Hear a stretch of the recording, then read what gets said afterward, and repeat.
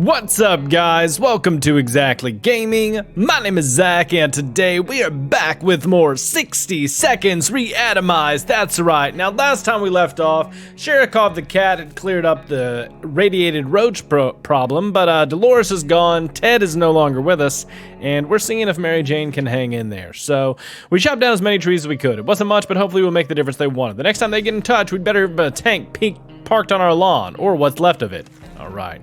So we broke the axe chopping wood for the government, but we're gonna give her some food and water. One thing you don't expect is a band of people all dressed in green showing up at your doorstep and claiming they take from the rich to give to the poor. That's exactly what happened to us. Should we let those clowns in? They might provide some quality entertainment. Let's go ahead and close that door off for them. Let's say no. Day 35, all right, there we go. Day 35. We didn't answer those peculiar calls, kept the door locked until the noises outside faded away. We're not exactly sure what we want those people to come back. They sounded harmless enough, but can harmless people be trusted in these troubled times? They might be worse than those who don't seem harmless at all. All right. So she's just tired and fatigued. It has become more and more difficult to breathe in the shelter over the last couple of hours. We suspect there's something wrong with the ventilation. Maybe it got stuck somehow, but how? We need to investigate or we might suffocate. Right, let's block that. The ventilation we do need to fix, I think. Day 36. Oh shit. What happened? We used a handbook to research event maintenance. Seemed like a fair idea. We figured it's full of pointers on how to fix things. It must have a chapter on nuclear shelter air filtration systems. Okay, well, now that you say it out loud. Before we could even check, we were invaded by a group of angry mutant insects which flew out of that cursed vent. Their stings hurt like hell and seemed to give us a fever. Shit. Well, hopefully Dolores comes back. This is what it's come down to, sitting idly in the shelter with very few supplies and a growing sense of impending doom. If only there was something we could do about it, like breaking into our neighbor's shelter. We know the lock is broken, and we saw her restocking the shelter before the bombs fell. Should we go and check it out?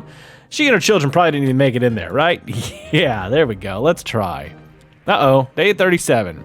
Heard some shooting. Uh-oh. We're now richer in some supplies, but for some reason we don't feel very good about it. Let's just never mention this whole thing again. +4 soup. There we go.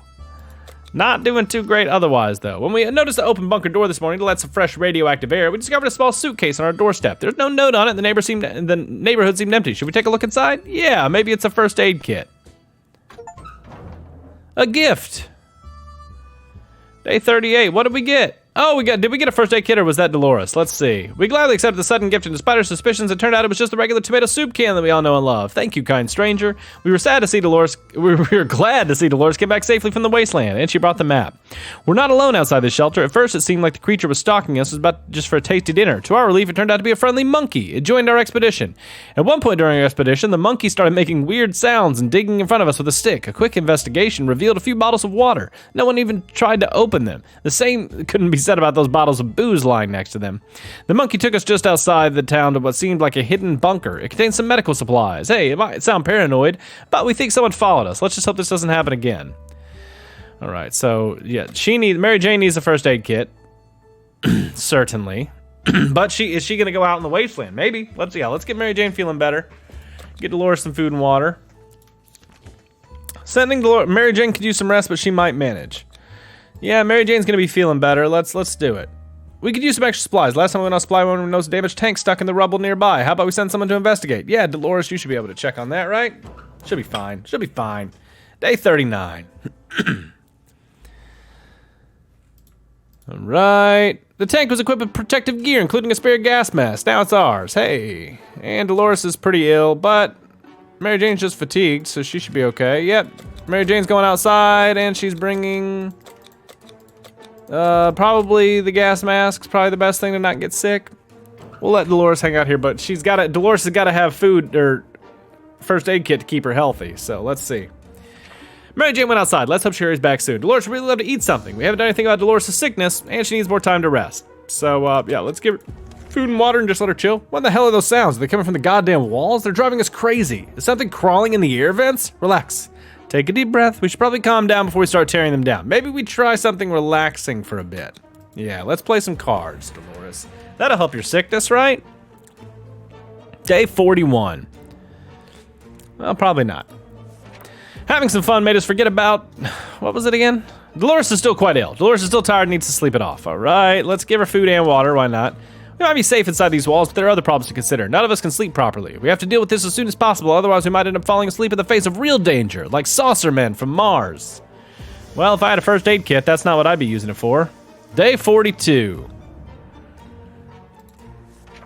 Bravely ignoring our symptoms, we tried to get at least an hour or two of sleep. No luck. We're even more tired than we were, and there are other problems we need to face soon. Let's just hope our yawning won't be enough to scare raiders away or save from radiation sickness. All right, yeah, let's give her food and water, see if that makes her any better. We plan to go to Niagara Falls and see those beautiful waterfalls. We never expected to get a waterfall of our very own in our shelter. Right now, it seems a half a dozen pipes burst and all the water is pouring right into our bunker. We need to save our supplies.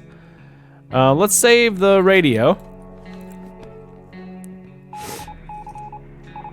Day 43. Need to be able to listen out for the military. The radio was rescued before any of that filthy liquid got into its case. It wasn't long before most of the water disappeared, but the damage it done was enough to upset us. Cleaning and fixing this mess will take days. And what's that smell? All right, so we lost the map and the cards, but Dolores is gonna get some food and water. There was another military announcement on the radio. The soldiers nearby ordering a single person from each survivor group to meet them and outline the group situation. This is a bit odd. We do hope they mean well. It's still pretty much the only thing we can do, so probably worth sending someone over. Yeah, send Dolores. She's not looking great, so hopefully they'll have some medical supplies. Day 44. Oh, the knocking couldn't be good.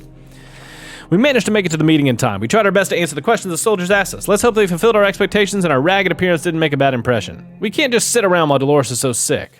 Right, well, I mean, we have to, so there's that. We were about to finish our dinner, if you can call it that, when we heard someone knocking on the door. It seems to be a trader who is very interested in ammunition. How about that?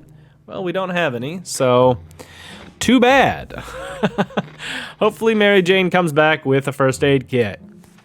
We could tell the stranger was disappointed, but that was none of our business. If ever it was a time to get used to life being disappointing, the end of the world is probably it. We haven't done anything about Dolores' sickness, but she has rested, so we'll let her just keep resting. When emptying a bucket in front of the shelter, we discovered a hastily drawn map on the side of the ruined walls. Someone drew a route and marked a spot at the end of it. Maybe there's supplies hidden there? Yeah, Dolores, go check it out. Day 46.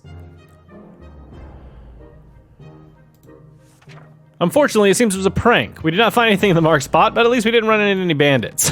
Cool. Cool prank. For an isolated fallout shelter, we sure have a lot of disturbances. Something's been making a lot of noise since dawn, and we couldn't sleep. It seems to be coming from under the floor. And coincidentally, we just found a manhole that we could just go down and check what's going on. Let's just leave it. Let's not. Hey, sounds like Mary Jane's back. Please have brought a first aid kit. Fuck. Well, that's not good. Going into a tight, dark tunnel is not a good idea, especially with those weird noises coming from it. They're giving us the creeps, even up here. Nothing made us happier than the sight of Mary Jane returning the shelter from the surface. We found the 10-cent hotel in ruins, but there was plenty to look through. Pieces of furniture, suitcases, and other hotel supplies were scattered all over the place. Now we know the secret of the restaurant chef. It's tomato soup. No wonder they were a 5-star hotel. Right, every room was stocked with water bottles for guests. A few of them remained relatively untouched by the explosion. One of the luggage bags was filled with a wide array of different flashlight models. Excitedly, we tried them all, but only one was in working condition. The lobby was mostly destroyed by barely anything could be found on the floor, except for one very hairy and very dead lumberjack. He had an axe in his hand. Hey! And someone, it seems like, might have followed us, but we're looking pretty good. She's gonna get some food and water. She's crazy now, so that's good. Dolores says she can handle herself, but we're not sure. Sure, send her ass out there. There isn't a lot of space down here, but we can smell everything. One of the wall bricks got loose and revealed a hole. We felt pretty sick. It's the smell coming from the hole. It's terrible. Should we investigate and remove the source of this stench? I think we have to. Day 48. Hopefully Mary Jane didn't get sick. No, that's good. That's good. We looked into the hole, fearing something might come at us with claws, fangs, or other mutated and sharp body parts, but nothing happened. Instead, we found a dead rat who was trying to break into a can of tomato soup. He failed miserably. We have a feeling we'll be luckier than him, so we confiscated it. We gave the rat proper burial in an empty can. He deserved that much. All right. We haven't done anything about Dolores' sickness. Dolores is very unpredictable. Sometimes we're a bit afraid of her. Should be okay. She's got to go out in the wasteland after all. She doesn't need that. She just needs the axe. Just send Dolores out with the axe and she'll be fine. Or she won't. Day 49. Let's see. Day 49. Moving along. Dolores is on her way to the surface. Let's hope she'll make it back safe and sound. Equipment, yep, she took that. All right, so she's just hanging out, a little hungry and tired. Open in the name of freedom, came a shout from outside the door. We weren't sure who claimed to be representing freedom, but we could hear it was a group of people, probably armed. Anyone who introduces themselves as that is probably planning to kill someone in the name of freedom. Should we open? Yeah, I think it's the military coming to rescue us. We've been working with them for a while. Let's see. Day 50. Come on, even 50, let's do it. Nope, shit. We regretted opening the door the minute we saw who was standing on the other side. Dark faces, rifles, and determined looked a band of teenagers. We're doomed, we thought. Then, out of the blue, one of them asked if we were with the Reds. We never supported the Red Sox, so we confidently said that we weren't. The tension dropped immediately, and those nice young people gave us 2 bottles of water. They also told us to have no fear, since Wolverines are around. We're not sure what Wolverines have to do with all this, but we took their word for it. Nice. Right, time to ration supplies. Food and water, nice, okay. Ooh, they offer a first aid kit for a checkerboard, fuck. Or a harmonica for a radio. Nope, sorry, I'd give you my frickin' radio for a first aid kit, but sorry. Let's see. Well, Dolores isn't showing her face around here, and we're gonna see if Mary Jane can end up lasting as long as she needs to again. So another Mary Jane cliffhanger, but I have good feelings for the next episode. I think we might get rescued. So I hope you guys did like this one. If you did, be sure to like, subscribe. It really helps out the channel, and of course, I'll see you next time. Bye.